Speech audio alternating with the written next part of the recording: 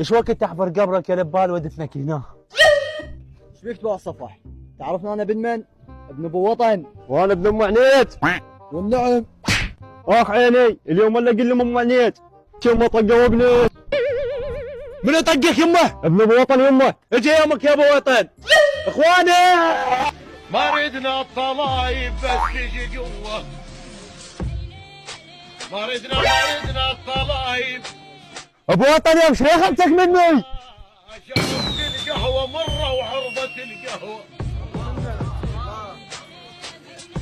ما ردنا الطلايب. ابو وطن ابنك طق ابني وابني ما طق ابنك، ولك مو هذا ذاك. قلت انجانه؟ فوق يحشش، ايش بك تضرب؟ هجوم! اطلع يا قزل روح.